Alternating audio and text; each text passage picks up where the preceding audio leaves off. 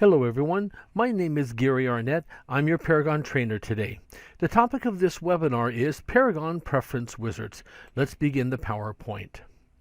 As you see on the screen right now, we have a set of time zones coming down the left-hand side with the associated hours of operation for Monday through Friday, Saturday, and Sunday. So if you have a question, we'd invite you to pick up the phone and give us a call, and we'll answer your questions on how to help you use Paragon. If you have a question and it's after hours, we'd invite you to send us an email at paragonsupport@bkfs.com. We'll get back to you the next business day, and for emails, our business days are Monday through Friday. Now, when you log into Paragon, assuming you haven't done the Preference Wizard, you're going to see this screen that talks about running the Preference Wizard. You will see it every time you log into Paragon until you finally click on Start and run the Preference Wizard all the way to the end. Now, the Preference Wizard is going to allow you to set up how you want Paragon to function. And with that function, you can talk about your branding of yourself, put in your agent image, your office logo, and what phone number you want people to see displayed next to your name, both in the rosters and on your property reports. And for me, a property report is a handout, flyer, brochure, whatever it is you print or email to your clients to let them know about properties. You also set up your market monitor. The market monitor is located on the home page, typically in the upper right-hand corner, and there it's a tableized hot sheet. You also can set up the parameters for how your searches are going to work. Also set up what reports you want to have as far as your primary, secondary, when you email reports and map results. You can also set up your user interface. Across the top of each Paragon screen, you're going to find a banner that has a theme. You can select which theme you'd like to have displayed on each of your different banners. And with all these preference wizards, like the banner item, you can change it again as many times as you would like. By running the preference wizard, you can set it and reset it wherever and whenever you want to. You can also, with the user interface, set the font face, font size, and font color to when you're composing in Paragon. So if you want to compose an email, if you want to put in for your CMA, your resumes, cover letters, final comments, if you want to put in signatures, whatever, this is the font face that you'd be working with. You can also set up how your contacts are going to be working, like the number of contacts per page, how many days back for your contact activity widget, which also appears on the home page, typically right underneath your market monitor. You can also set the time zone and calendar default settings. Now, with the time zone, by default, whatever your MLS time zone is, that is your time zone. If you happen to be in a situation where the MLS is in one time zone, but you operate in a different time zone, you can change it to adjust it to your local time zone. That way, automatic email notifications go out at the local time rather than at some other time. And when it comes to the calendar display of events, you can have like listing expirations, tasks, and if you have open houses or tours. Now, an open house is intended for the general public to visit a property, or usually on the weekend, without an appointment. Where a tour is definitely focused towards real estate professionals. Normally it happens midweek, and a lot of times it's called the agent open, broker open, the caravan, but it's for real estate professionals only. And then you can set up your email functionalities, like being blind copied, confirming your email address, whether or not you want addresses displayed when you send emails out to your clients, setting up recurrences, creating a default message body and signature. And by the way, for message bodies and signatures, you can create more than one. Now, this class is not going to be covering the Collaboration Center Preference Wizard or the CMA Preference Wizard. Those wizards will be covered during those particular classes, like Collaboration Center and CMA classes. Check for recorded webinars for Collaboration Center and CMA where you can see how to run those preference wizards and get an idea on the different settings available to you. Now, the general preference wizard that we're going to be doing today, here's my training plan. We're going to step through each page of the preference wizard. I will explain each of the different settings on the page and also give you my recommendations. I'm going to be providing tips and tricks all the way through this class as we're talking about the preference wizard. Now, if you're an iPad user, you can't click on Preferences and move down and to the right and click on the 3 different preference wizards there. You would click on Preferences still, but you would move down and to the left, and by clicking on Collaboration Center or CMA, you'd run those different preference wizards. And then by clicking on the different ones I'm going to show you here in just a minute, you can then go in and set in User, System, and Email settings. Please note that whenever you or whatever setting you create on any device, they're saved there for all devices. So all settings apply to all devices as you access Paragon with your credentials. Let's go on into Paragon. So I'm inside Paragon, and notice this window here. This is the window that will appear every time you log into Paragon until you run the preference wizard. Now with all wizards, we're going to tell you what wizard you're working with, what are the different things you're going to be setting up as you run through the wizard, and then by clicking on Start, found in the upper right hand corner, you begin the process. So let's go ahead and do that. I'm going to click on Start, and as I do that, that page changes, and I'm now over to my agent image. And before we go any further from here, please note that on these preference wizard pages, there are no save buttons. It is inherent when you click on Next or Back, you save whatever changes you've made on that page, and then you move that direction. So just a heads up for you. Now when it comes to adding your agent image, you do it right here where the Realtor R is at. That's just the default image where you can then put your picture. There's a couple things you need to be aware of. It can't be over 125K in size. Your picture shouldn't be any larger than 1 megabyte. And we're looking for pictures in the format of JPEG, PNG, or GIF. Now JPEG is a format that will be retained, and if you upload a PNG or GIF, several different types of picture formats, Paragon will convert those to JPEG as you upload them into Paragon. Please note that at the bottom you should avoid any kind of special characters, and this holds true for the office logo and any listing images you'd want to upload into your Paragon if you're doing listing input and maintenance. Now, how do I change from the Realtor R to my picture?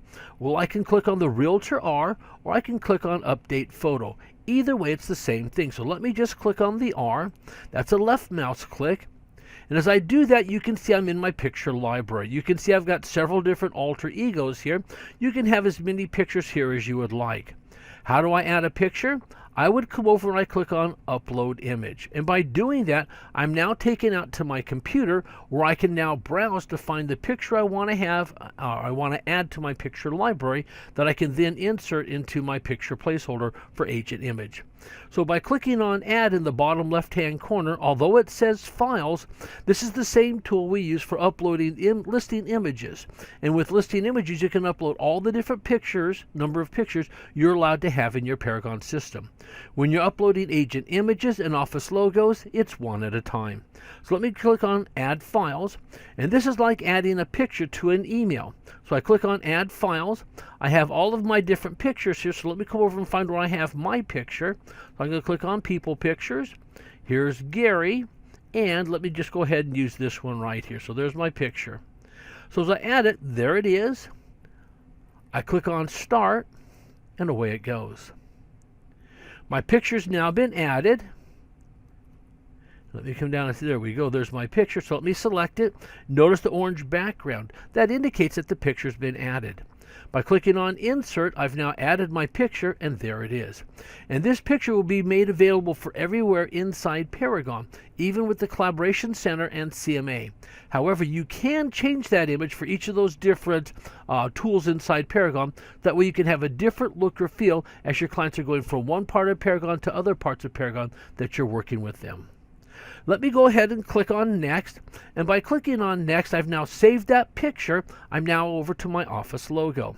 And adding the office logo is exactly the same as if I were adding my agent image. So I can click on the Equal Housing Opportunity logo, which is the default for your office logo, or I can click on Upload Office Logo, which I've done. As I do that, I may be fortunate where my office is already uploaded into the office images the picture I want to have for my office logo.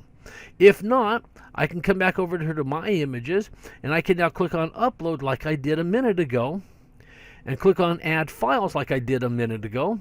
And I'm now out to my computer to find the pictures I want to add to my Paragon system. So I'm going to come over to, I have a set of office logos, and I double click. Again, it's like adding a picture, and I'm going to use this one right here. Out of This World Real Estate Group. So I've got it selected. I click on Open, which then adds it to my upload tool. And then by clicking on Start Upload, and again, I'm going to do a left mouse click. If you're using some kind of a touch screen, you can just tap on it. And so with that there, I'm going to scroll on down and to find my office logo. There it is, Out of This World Real Estate Group. Again, I've got the orange background because I just did a simple left mouse click in this cell, this placeholder. And by clicking on Insert Image in the upper right left-hand corner, I now add that image. And notice how I've now got Out of This World Real Estate's logo there. Again, by clicking on Next, I save any changes and I move on. As I do this, I'm over here on the Market Monitor. If you look over here just to the right-hand side of my window where it's called Market Monitor, there is the Market Monitor. And as you can see, the Market Monitor is a tableized hot sheet. So if I'm looking at my information, which is right here on the left-hand side, I'm going to see details about my listings. I also have information about the market, my office, my multi-office organization or firm, and if I belong to a real estate team, I can see details about our team listings. And so I've got this information here where I'm going to be reporting what's happening, in this case in the market, with my listings. So on the Market Monitor, notice I'm on the Market Monitor tab. As I move on down, these are the different filters that will be used to find the particular listings I want to have displayed to represent my niche market. And right now, with everything empty, it means give me everything. Don't limit it within whatever's being reported inside Paragon. Let me see it when it comes to my hot sheet or Market Monitor. Now, if I wanted to, when it comes to class, again, a class is a logical subgrouping of all the listings that are inside Paragon. I could just start typing like an RE, and I could choose residential. Or if I wanted to, I could click on the magnifying glass. And as I'm clicking on the magnifying glass, these are all the different property classes I have inside Paragon. Now, if you work in just residential, that's what you'd select. If you work in residential land and, let's say, farm and ranch, you could then select all of those. I'm going to choose just residential, and I'm going to click on Save. Now residential's dropped in. As I'm working with the types, this is where everyone's systems could be very different. Notice with this particular system, we have different representations of what these all mean. And what I'm looking for is I'm just looking for single family right there. So let me just choose single family. That's with acreage, and single family without acreage, and those are the ones I typically work with. So let me, having selected them, click on Save. It's now added. Now, when it comes to area, this is again where every MLS is a little bit different. In this case, sometimes we're talking about different counties, whatever. In this case, this is what I'm working with. I'm going to choose Cannon County. I've got it selected. I'm going to work just within the county. Now, if I wanted to, I could, that's the area. As I'm working, this is for Nampa, so I can just type in the field and find Nampa. I could then come down and choose my county, and here we have Cannon County. Let me choose that. And if I don't want area 1290, I can just click on the X. It's now gone. So that's now looking at what's my class, what's my subdivision of the class called type, what's the area, or if I want to, I can use city and county. Now, some of you may not have all these other items down here like city and county.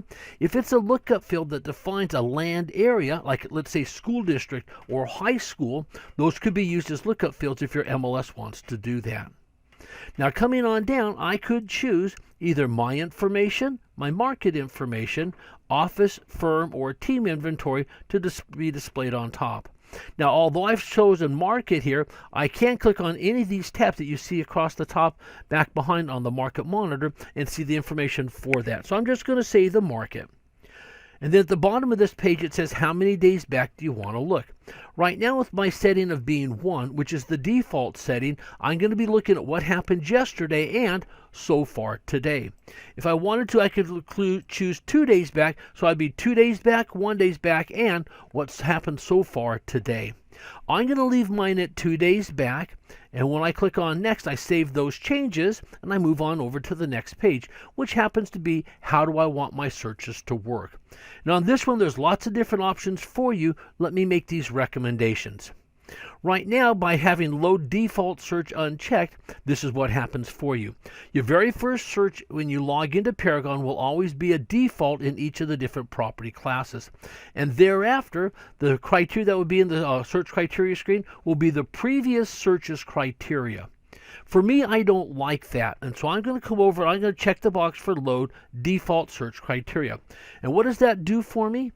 Every time I start a brand new search, I'm going to revert back to whatever my default search is. So I don't have to look back into the screen and say, okay, what's there that I don't want because that was another customer. I always start with a common starting point and I can move forward. And I like that. The next item down says enable long descriptions, and by checking that box, here's what happens. As you have a little window come up, like I did for searching for class or for type, whatever, I have this window come up and it has a fixed width. Sometimes the descriptions for the different fields are longer than the width of the window. And so by checking the box like I just did, enable long search description, my window will now expand out so I can see the entire long description nicely without having to use the scroll bar at the bottom or bead at the bottom. I like that, and so I'm going to check it. As I move on down, do I want to have a custom map address and zoom level? And I do. I'm going to check that box because my office is downtown, and I don't want to start downtown. My area is just out west of town, over in a town called Nampa. So I'm going to click, I've checked the box, and by clicking this link below, I now get to establish where my starting point is. So this is where right now it's started at. I want to be up a little closer. I want to go right like that. Now I can, if I want, by pushing on the push pin, I could just take it and move it somewhere else. Or click again and I can move it. That way I can move that around. This works out really nice if you're a tablet user because you tap on the push pin, tap on the screen, you've now identified where you want your map search to start. By clicking on save, that value's been added, but it won't be saved into the system until I click on next. As I move on down, I like this feature called Map Boundary by Default. By checking that, it means whatever the edges of my screen are, that is the boundary for my map. So it automatically draws a shape on the map, so whatever criteria I have in the search criteria screen is then displayed on the map. I like that because I like saying, okay, you want X number of bedrooms and X number of bathrooms with a certain price range. I can then, when I click on the map search, it now shows me that map and it shows all the properties that match that criteria. I like that functionality. I'm going to move down, but without that being selected like I've got now, it then means the map is empty of any matches. You then have to draw shapes on the map to try to find the different properties your client's looking for. I like to be able to show them all the properties available within the view of my screen, the map. That way they can now point and say this is where they want to live. Now this next one is usually a good item to have where it says zoom to fit. So if I'm looking at, let's say, downtown Nampa, but I've said that I want things to be spread out a little bit more than that by the criteria I've used, it'll automatically zoom out to show me all the criteria. As we move on down, we have parcel layers. Parcel layers is turned off by default. It says none. Me personally, I like to show property boundary lines. I like to show those borders, okay? And by choosing that, I like the values because as I start zooming in, I'm going to see each of those different property boundary lines being displayed on my map. If I chose the third option, which is property boundary lines and tax IDs, at the point where I can now start seeing the property boundary lines, I'm now going to get that entire property ID displayed over that property boundary, which is usually longer and bigger than the property boundary is itself, and so it overruns the map and it's hard to see. And so what I'm going to do is I'm going to choose lines only. That way I can see those boundaries. And then while I'm on the map, as I continue to zoom in, I've now got the parcels defined large enough. I can go up to layers, which is found in the upper left-hand corner of your mapping screen. And by clicking on what looks like 3 pieces of paper hovering over the top, you can then click on it, and then you'll see parcel boundary lines. If you move that slider over on the right-hand side of that line, it'll then display the property IDs for each of the parcels. So I like to start with boundary lines, and then if needed, I can show the parcels. As I continue on, Paragon wants to know what is your default map type. I like the road map. The other two are aerial views. The aerial view is just simply an aerial view, where hybrid is the aerial view with labels. As I'm initially doing my searches, I like to use a road map because sometimes on your aerial views, especially if the aerial view was taken during the summertime, you have the large trees covering the street and it's hard to see where everything's at. Or you've got large trees in the backyard, and again, it's hard to find where that back property boundary is. So I like to start off with road. That way I can see all the street names and things nice and clear. And then if I want, again, I can go up to layers and I can then choose my map view, which is just to the right of the layers, excuse me, left of the layers. And there you can change it from a road view to an aerial view or aerial view with labels. Now, when it comes to the number of searches on a page, when you're looking at your saved searches, the default is 25. I like to have as much as I can have, so I'm going to choose 100. That way, if I happen to have a long list, it's not artificially cut off at a given number like 25. Because on my screen, I could display more than 25 in the column. And I don't want to think that, ooh, it's not there because I didn't make my list long enough. So by choosing 100, I can see the max number of saved searches on a single page. And then, if I have some kind of a premium tax default, I can then come in and choose, do I want the default or do I want, in this case, Ada County? I'm going to just leave mine the default. I'm going to click on Next. I'm now moving over to my results. And let me pause just midway through this webinar to let you know that a good way to view our webinars is using play, pause, and practice. Play the webinar to a logical point and then pause it. While it's paused, you can practice whatever you need to inside Paragon, learning that part of Paragon. If you need to, you can back us up as many times as you would like, getting that iteration of understanding, and then when you're ready, you can play on. So doing play, pause, and practice will give you self-paced training. So we've just talked about searches. Let's talk about the results, because it's logical. After you put in your search criteria, you're going to click on the search button and you're going to go see your results. And as we're looking at results, Paragon thinks about the agent's typical work day and what are they doing first thing. And that's typically doing a hot sheet. So when you're doing the hot sheet, either you're running the auto hot sheet or you're running other kinds of saved hot sheets, because you can have a large number of saved hot sheet searches, or just by clicking on the numbers over here or on the labels on your market monitor is running a hot sheet, and Paragon wants to know what do you want to display. You can do the hot sheet report, which is a really nice report, but I prefer the hot sheet spreadsheet because not only can I have the same fields that I'd have on the hot sheet report, and both the hot sheet report and the hot sheet spreadsheet are customizable on a class by class basis.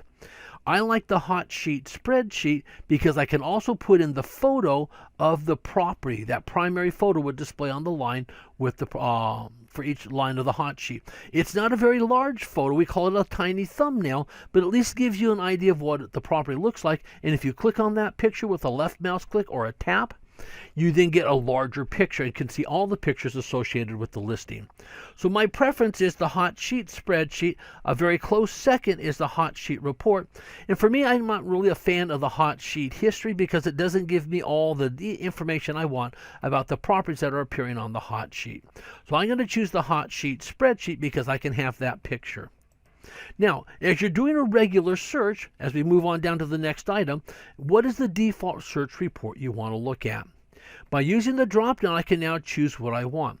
Now, not all of your spreadsheets are going to say Gary's default. That's just to emphasize that you can customize the names of your spreadsheet. That way you can see what information is displayed as you choose each of the different spreadsheets. But I think I'm like most all agents here in North America, that by choosing your spreadsheet, you can then see great amount of information about multiple properties all on a single page. Now, when you're on a spreadsheet and you're using a mouse and you double click on a row, or with any device, as you tap or click on the MLS number, what is that secondary default report you want to see? So is it an agent report? Is it a customer facing report? What kind of report is it? Well, I'm going to use the agent facing report because it's usually me at my computer looking at the defaults or looking at the results. As I move on down, I'm getting ready to email properties out to my client. I can choose what is the default report that I want to have already on the right hand side as I get ready to email. You can add additional property reports if you want, but I'm going to use the MLS client packet. That one, again, each of you are going to have different reports available to you in your Paragon system, but this is one that has a primary and typically 3 or 4 pictures partway down on the right hand side and lots of great information. But as you scroll on down, you're going to see there's going to be a large number of reports that you could work with. So I'm going to choose the client report, and away I go. Now, as you're going through doing your different types of searches, periodically you're going to be doing a search for properties that either have an open house, where you can take your client to on a weekend without setting up an appointment, or you're going to the tour, the caravan or the broker open, agent open. And so if you're looking at that kind of results, what property report do you want? I'm going to choose an agent report. Again, I'm going out where just agents are going to be at when it comes to the open house. Plus, as I'm looking at setting up open houses to see which ones I want to visit with my client, I'd like to know all the details. So I'm going to choose agent report. As I move on down, just like I was on a spreadsheet, if I'm on an open house spreadsheet, I double click on a row or I tap on an MLS number on a open house or tour report. What's that next report I want to look at? So I'm going to take the one all fields detailed because it's going to give me every bit of information about that property. Moving on down becomes an important piece when it comes to your branding. Do you want to display a phone number next to your name? If you do, I want you to check the box that's over here on the right hand side that says display phone number with the agent name. Now down below, because I checked the box, this drop down is available to me. In your agent record, you're allowed to have up to 5 different phone numbers. You may not have them all there, but in my agent record I do. And because this is what I want to have people contacting me at, not only my clients but also my peers inside the MLS, I want to make sure everyone's calling my cell phone number. Now, as I continue on down, do I have a choice with my disclaimer? In some cases you do. You can choose none, short, or long. In this case, my association has chosen that I'm always going to be using the full disclaimer. Moving on down, do I want to show field numbers? Now, I'm checking this box. I'm not going to show field numbers on all the reports. There's a particular report that we have inside Paragon. It's called the All Fields Detail Report. The All Fields Detail Report shows every bit of information that's inside Paragon about a particular property. And especially if I'm looking at my property after it's been inputted into Paragon, I'm going to go back and double check the accuracy of the input, whether it's me doing the input or I have an assistant doing my input. And by showing that field number, if I have a problem with one of the data in one of the fields, it's very easy to go back to my assistant or me myself and look for field 75 and put in the proper data rather than the miskeyed data. Moving on down, as you're looking at a spreadsheet, there are statistics. And by default, the spreadsheet has the statistics enabled. If I don't like statistics, I can just disable it, and now I don't see statistics right below the criteria, right above my results. Me, I like numbers. I like being able to look at the numbers. I like to see how many listings are on my set of results. For days on market, high, low, average, and median. For listing price and selling price, I like to know the high, low, average, median, and then the total for each row. I like those numbers, and so I've selected both of them on. Regardless of what these settings are, when you're on results, be it a spreadsheet, a property report, whatever, be it agent or buyer facing, you have an action button that's over on the far right hand side of the toolbar. When you hover over it, the second item down is toggle stats. So if you've hidden the stats, you can temporarily display it, and it doesn't change these settings. If you've got the statistics being displayed, you can toggle over that and click on it and temporarily disable those being displayed, and it doesn't change these settings also. For me, I like having as much data at my fingertips as possible, so I check both of the boxes, but you could be different. Now, when it comes down to spreadsheet size, the default is 25 listings. Me, because of the kind of work I do inside Paragon, I'm going to choose up to 250. And here's what happens. If you leave it at the default, when you get down to the bottom of the first 25, there's a button at the upper right-hand corner that says Next Page. You can display the next 25, and those are pages of 25. Or as you look at the drop down here, could be pages of 50, 100, 200, or in my choice, I've chosen 250. I like to have as much information on my page as possible. That way, as I'm selecting different listings using the checkbox and I filter by clicking on the Show Check button, I can see everything that is selected. If I'm working with different pages, let's say 25 per page, and I've got 74 results, I'm looking across 3 different pages. And I don't know for sure that those checkbox selections are going to carry forward on all those different pages. So I've chosen 250 to be my page size. Well, as I move on down, we have a spreadsheet page type. The MLS default is paged. Again, because of what I do when I go out doing training and all, I'm going to set mine to virtual. And here's what happens when I'm choosing virtual. And this works whether you've got 25, 50, 100, 200, 250, whatever. When you get down to the bottom of your list, a little wheel will spin if you have additional listings, and then they'll be displayed in another batch based on the page size. So if I got 25 listings and I've got 74, not quite 3 full pages, when I pull down to the bottom and I get to the bottom of the 25, a little wheel spins and the next 25 are displayed. So when I get down to the bottom of the 50, the little wheel spins again. I've now got all 75. That way, with them all being displayed on one virtual page, I can then go through and select what I want, and I can verify that yes, what I've selected, and then when I click on Show Checked, I'm only getting those properties that have been selected. I know that I'm seeing all my results. So for me, I like the virtual page. Again, you can choose whatever number of listings per page you want, but I like as much as I can have. Moving on down, one of the reports that we have inside Paragon is the Google Map report. And by default, we're going to display 20 listings on it. For me, I want as many as I can have, and so I'm going to choose the first 100. And what do I mean by first 100?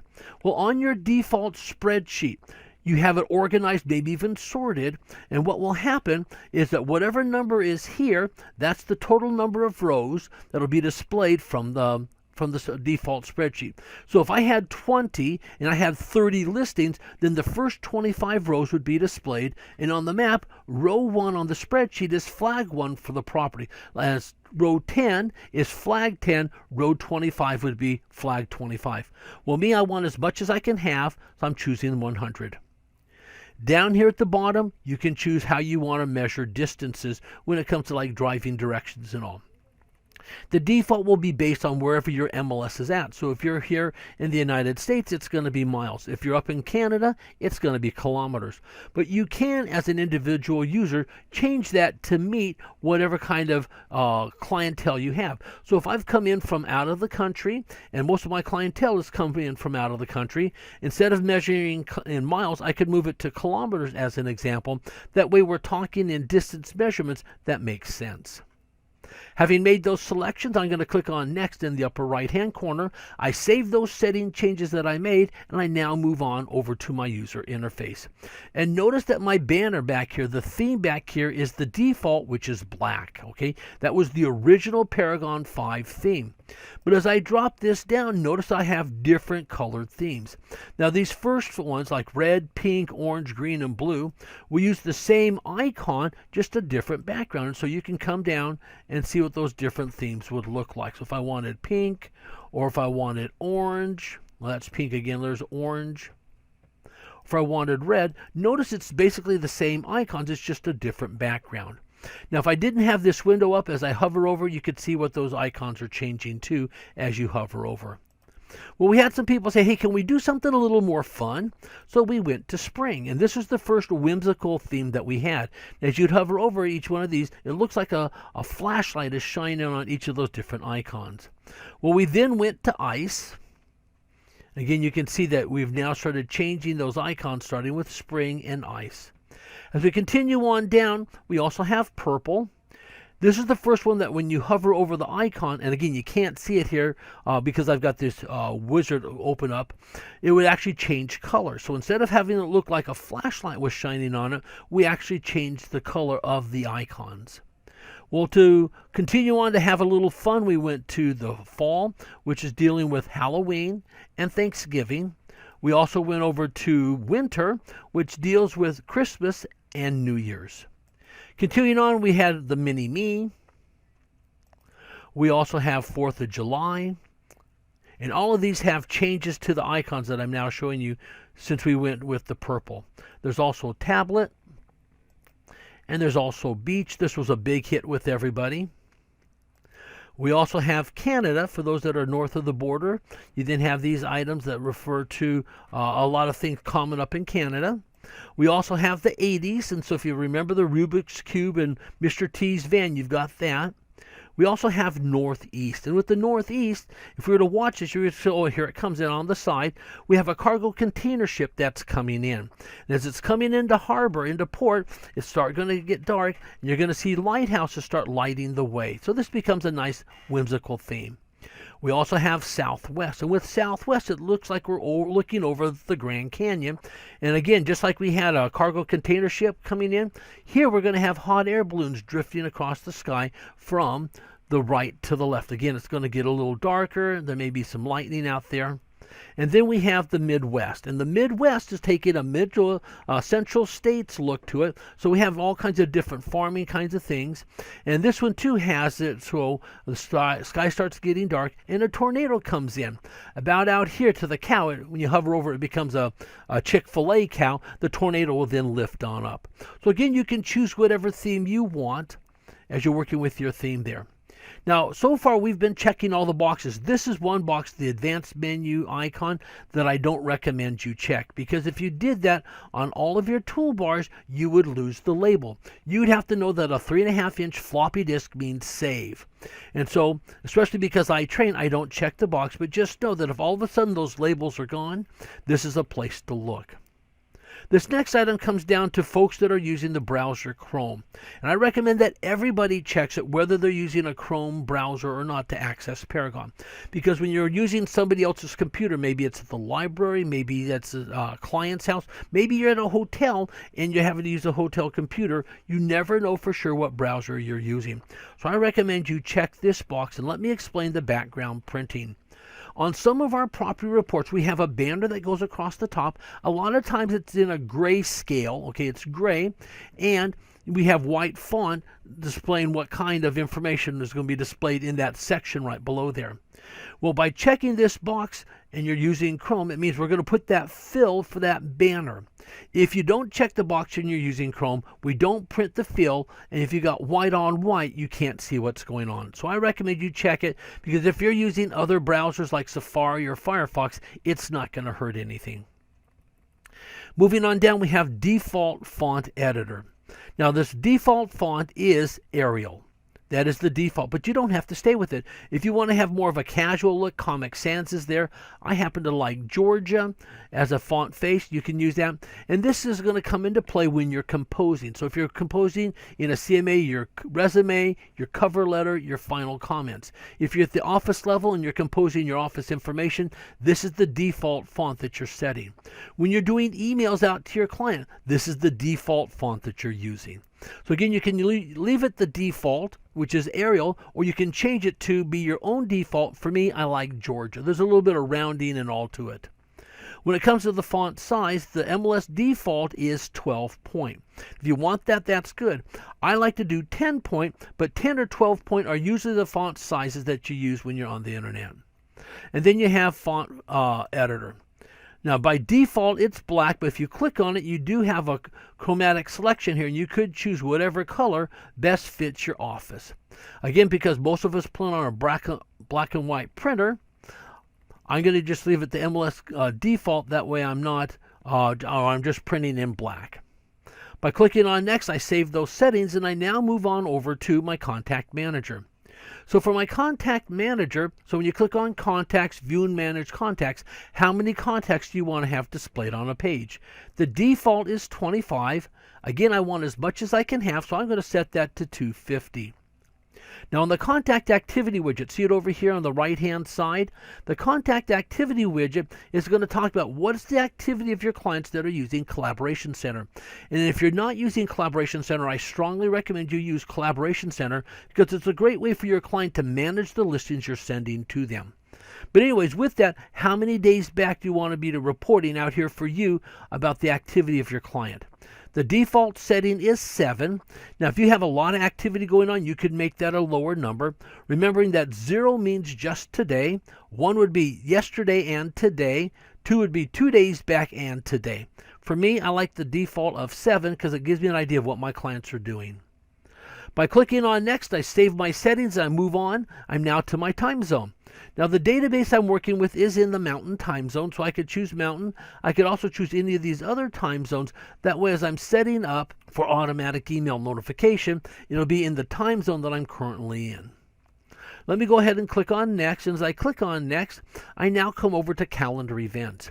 And I've talked about this very briefly in the PowerPoint, but on the calendar that's over here in the bottom right-hand side, I can have a marking on my calendar that says this is when one of my listings, it'll show the MLS number and address that's soon to expire. If for my clients I've got tasks set up, maybe I'm setting up a CMA for my listing appointment, or maybe I'm organizing things for my property visits I'm going to be doing with my client, or maybe it's actually going to the property visit, I can load those items onto the calendar and see them. Also, do I have any tours? Agents only, real estate professionals only, or do I have open houses on a weekend that I need to be aware of? Making those selections, I click on Next, and those items will automatically appear there if you've set up the open houses and tours inside Paragon. If you've created that task inside the contact record, so those things will automatically be there. Now for this next one here, I highly recommend you put in your cell phone number, and here's why.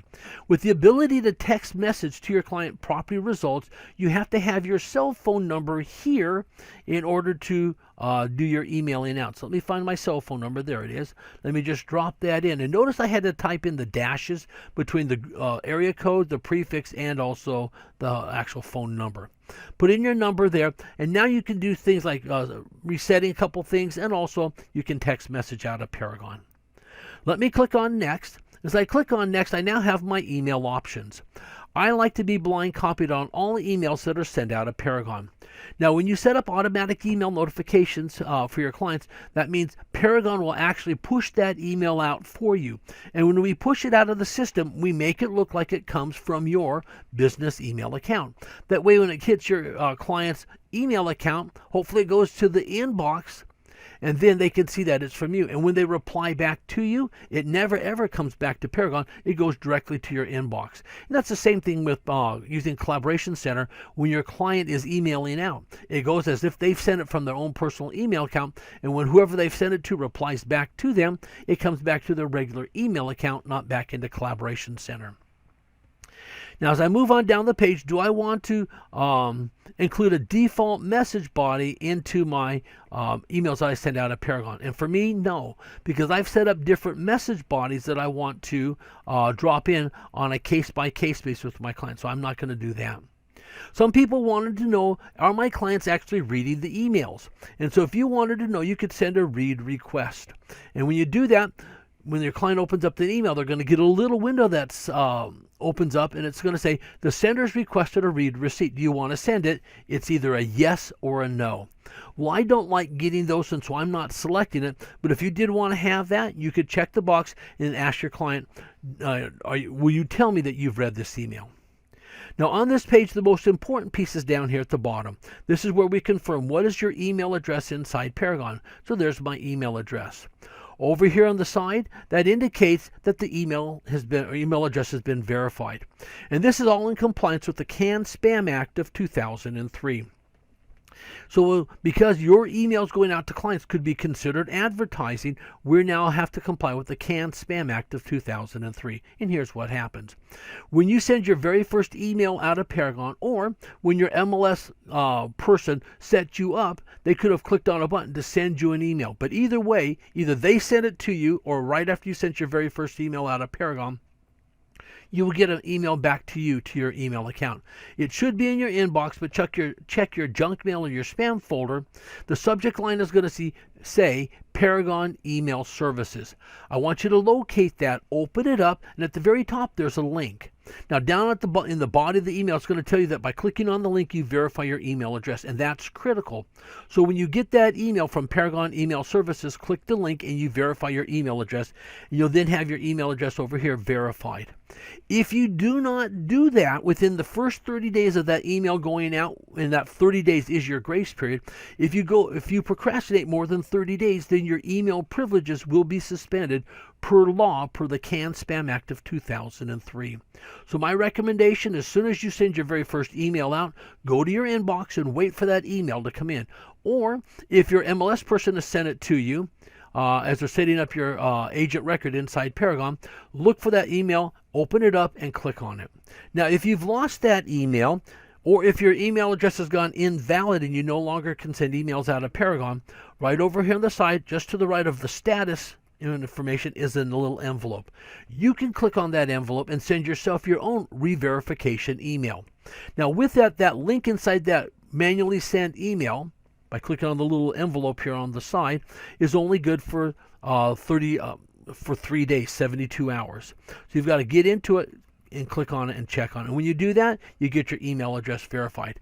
If you ever change your email address, you've got to come back in and again click on the little envelope, because you have a new email address. We have to have a new verification that that new email address is actually yours. If you have any questions about what's going on with the email address and verifying and email privileges, you can call our customer care team at 877 MLS help or 877-657-4357.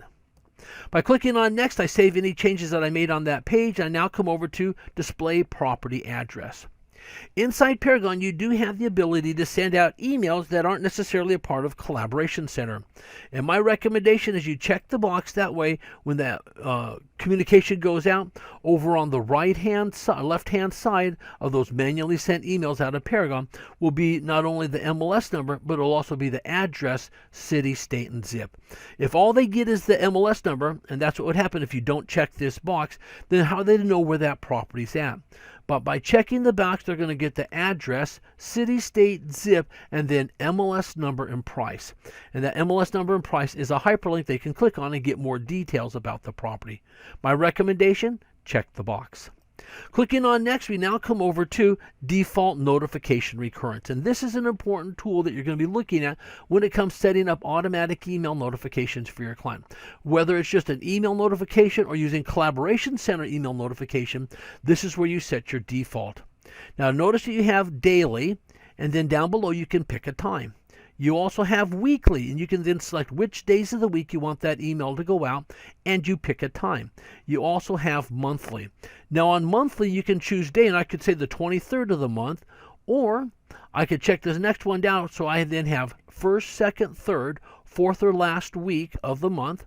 Once I've selected it, I can then choose a name day, the first weekday, or the first weekend day of that week of the month. So again, those are the different options. And again, you choose, pick a time that you want to go out. And then down below, 12 months is the maximum that an email notification can be active inside Paragon. Now, a couple of weeks before that email notification will expire, as you log into Paragon, you're going to be greeted with a message that says the following email notifications are soon to expire. You can expand and you can check each of the different email notifications you want to renew. So select the boxes, click on the Renew button in the upper left-hand corner, and they're renewed. You can also select the boxes for the notifications that you forgot to turn off. So check the boxes that should have been turned off, and then click on Deactivate, and you've now turned it off. For me, my recommendation is daily, and I would always change this from midnight, because if you had this with the default, then you're going to be sending your client emails at midnight, and they may not be a happy camper. I'm going to choose 8 o'clock because that's just a nice, easy time where if emails are to come to your client, it's not too early. Now, on a setting up for email by email basis, you have two options. If you choose the immediate, which is the default setting, it means every 15 minutes when Paragon does a matching routine, if there's a match, out goes an email. No match, no email.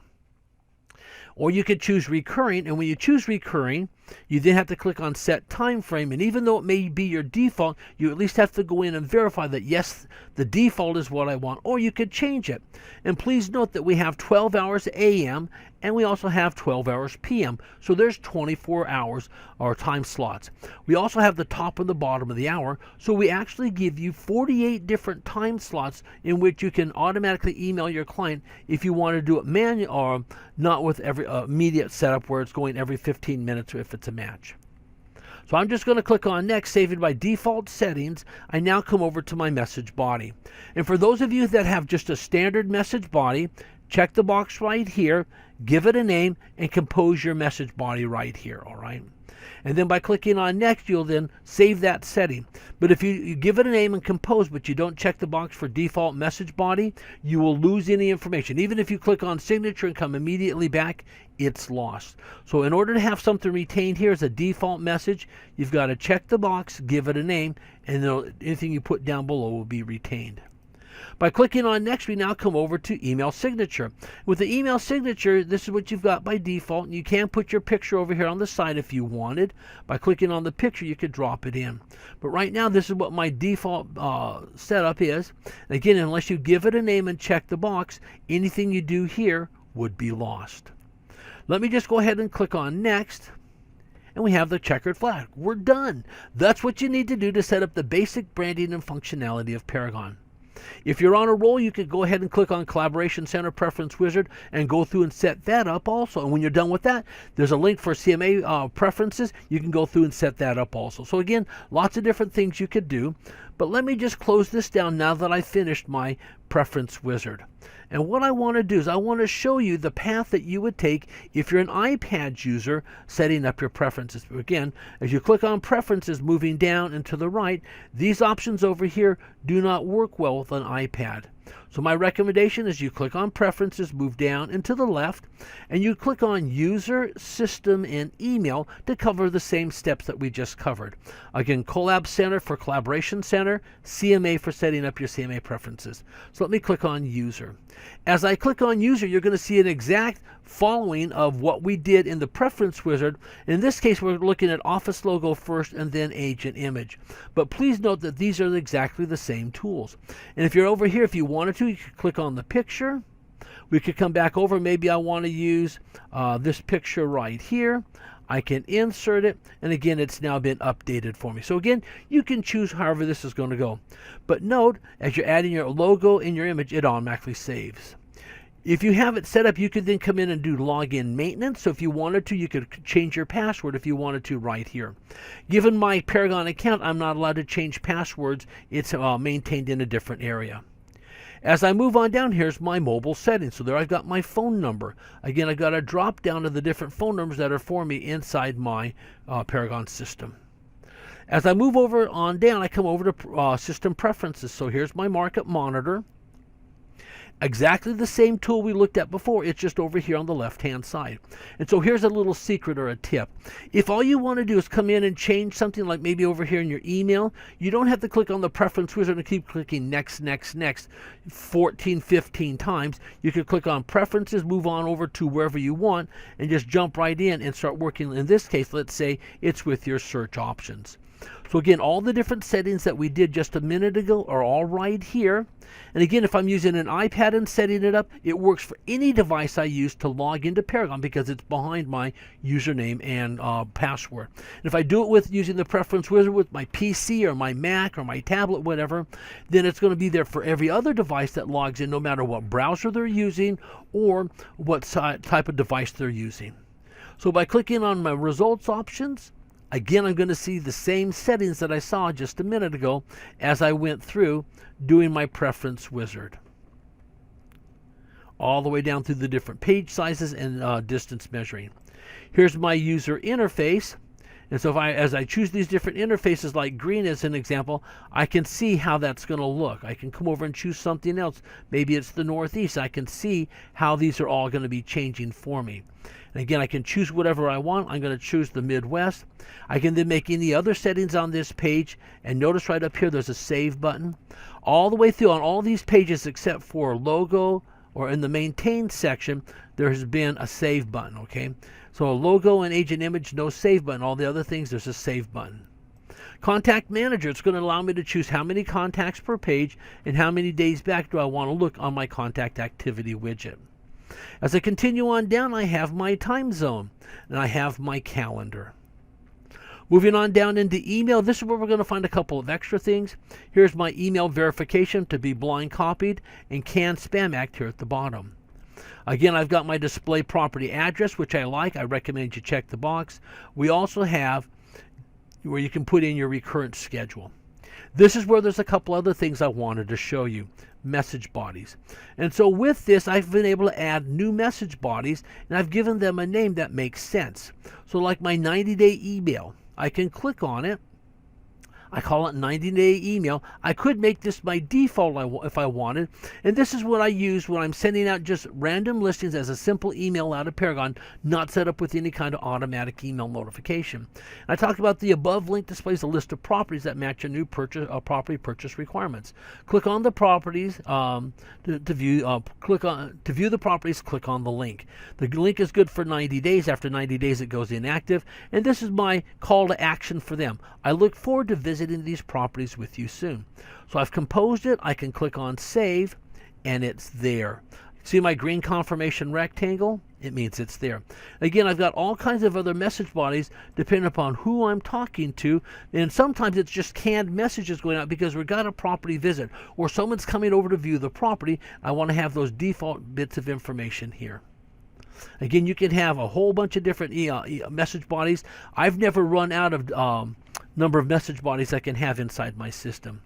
And then I have email signatures. Again, I can create a brand new signature here. I've got one here that I call Buyer's Drip. Let me show this to you. So whatever had been there by default when I clicked on the email through the preference wizard, I just took out. I just deleted it all. And then I came in and I created this. I said, working hard for you and your family. There's my name. There's my cell phone number. There's my picture and my office logo. As I move on down, I've had a couple of spaces. I then put in the name of my real estate office and their phone number.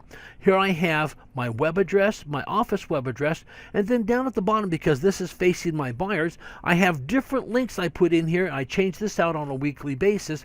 That way I can be giving them a drip campaign about different things they should be thinking about or considering as they go through the property purchase process. So this one thing here is 7 things to look for during a property visit. The next week could be how to secure ideal financing or steps to secure financing. Again, by using different websites that are out there that have this different content, I can link to it right here. And I just changed the URL here because as I hover over, see the chain? That's where I could then put in my new URL, and then I would just change the description here. I would save it, and I've now got that set up. And so that is how you can come through by using clicking on preferences and moving over to user, system, and email, and that you've got the same option setups. It's a shortcut to some of these other areas. Plus, under email, you can create default signatures and default message bodies. That way, when you go to compose an email by clicking on compose in the upper right-hand corner, you put in your because everything, all of your contacts inside Contacts View and Manage Contacts are referenced here. So if I want to send this to Nick and Marcia, I can just type in Nick. Now I've got all my different Nicks, so I can send it over here to Nick Smith. It drops in. I can come in and add a subject line. I can add attachments, but more importantly, see where it says message body? So if I've just done a search, I can click on email. There it is. And then I choose a signature. I click on my Buyer's Drip. There it is. All I have to do is click on send. See how quick it is to compose an email? And by having those message bodies already composed inside Paragon, you don't have the problem of on the fly trying to get it all typed in that message body. You've got typos, omitted words and all, which don't look professional. And so in a calmer time, you compose your message bodies, you compose the right signatures, you can now have a professional looking piece going out to your clients. And then you just click on send and off it would go. So there's the preference wizard. We've looked at it from 2 different perspectives, from looking at preferences and moving down and to the right and clicking on preference wizard, or again clicking on preferences and moving down and to the left, and by clicking on user, system, and email, you then cover the same things as the preference wizard plus email message bodies and email signatures. Thank you for watching the Preference Wizard recorded webinar. And as a recorded webinar, remember the play, pause, and practice routine. Play it to a logical point and then pause it. Practice what we've just shown you. Back us up as many times as you want. And then when you're ready, play on. And play, pause, and practice will give you self-paced training. Also remember, are hours of operation of our customer care technical support team. Give them a call during those hours and they're more than happy to answer your questions, or send them an email at paragonsupport@bkfs.com and they'll get back to you the next business day. And for emails, business days are Monday through Friday. Again, thank you and have a good day.